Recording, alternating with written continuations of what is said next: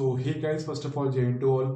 ऐसा कि आपको पता ही है कि आपका एग्जाम डेट आउट हो चुका है। आपका जो एग्जाम है जीडी का वो शुरू होने वाला है 27 अप्रैल से, जो आपका खत्म होगा 30 मई को जाके। मतलब कि आपका एग्जाम लगभग एक महीने चलने वाला है। तो किस तरीके से आपको करना है स्लॉट सिलेक्शन। अब आपको स्लॉट बुक नहीं करना है, आपको बुक करना है वीक कि first week, second week, third week, fourth week. Week book करने के लिए मैं आपको दूंगा 4 ऑप्शन। फिर अब आपकी अंडरस्टैंडिंग है कि आपको कौन सी वीक में एग्जाम देना है। ठीक है, समझाना मेरा क्या, मैं समझा दूंगा। पहले मैं आपको इस तरीके से आपको चूज करना है कि आपको कौन सा बुक करना है, फिर मैं बताऊंगा कि आपके लिए बेस्ट कौन सा रहेगा। ठीक है, देखो हमारा जो फर्स्ट वीक है जिसमें एग्जाम चलने वाला है 27 अप्रैल से 2 मई के बीच। फिर आपका गैप रहेगा 3 तारीख का, 3 मई का ऑफ है। फिर आपका जो सेकंड वीक है उसमें एग्जाम चलेगा 4 मई से 9 मई के बीच।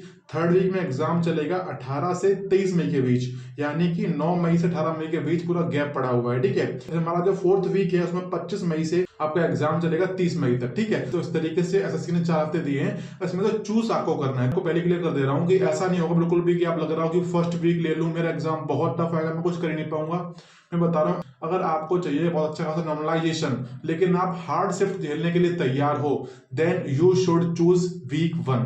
अगर आप तैयार हो कि हाँ थोड़ा बहुत अगर पेपर ऊपर नीचे भी आ रहा है, कि सिलेबस से आउट भी आ रहा है, वो चीजें ऐसी हैं जो फर्स्ट वीक में जाएंगे उनको ही मिलेंगी।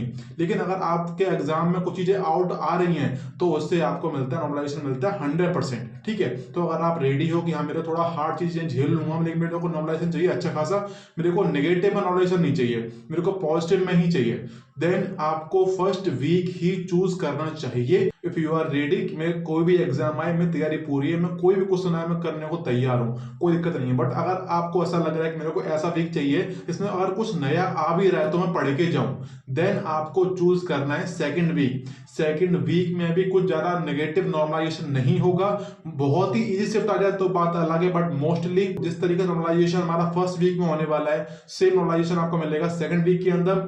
2-3 मार्क्स का डिफरेंस हो सकता है। ठीक है, मैंने क्लियर कर दिया आपको। इस हिसाब से आपको फर्स्ट वीक उसे लेना है जो तैयार है कि एग्जाम कैसा भी आ जाए मैं एग्जाम में अच्छा करूंगा और उसको मिलेगा नॉर्मलाइजेशन, वो बेनिफिट में रहेगा 100%। बस वही है कि वही जाए फर्स्ट वीक में जिसकी तैयारी 100% है। सेकंड वीक उनके लिए है जिनको लगता है कि मेरी तैयारी 80% के आसपास है बट मैं 20% में लैग कर रहा हूं, मुझे अगर एग्जाम में कुछ नया आ गया तो मैं वहां फेस नहीं कर पाऊंगा। तो आपको फर्स्ट वीक का एग्जाम पहले होने देना है, देन आपको चूज करना है कि मेरे को वीक 2 चाहिए।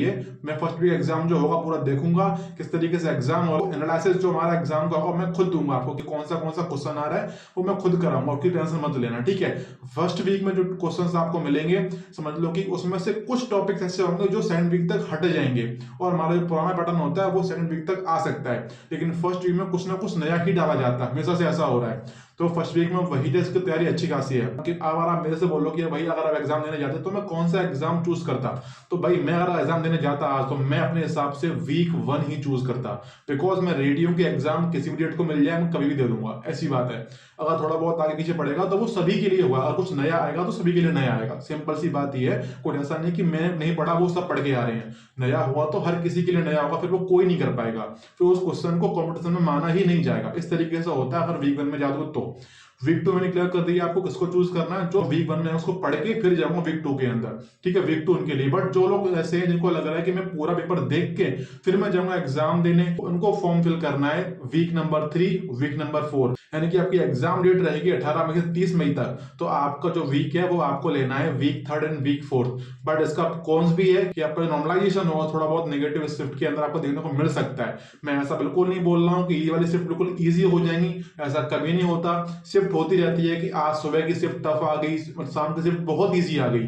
ठीक है, तो ऐसा पूरे एग्जाम में होता रहेगा, बट वह कि फर्स्ट वीक का जो होता है उसमें मिलता है अच्छा खासा नॉर्मलाइजेशन।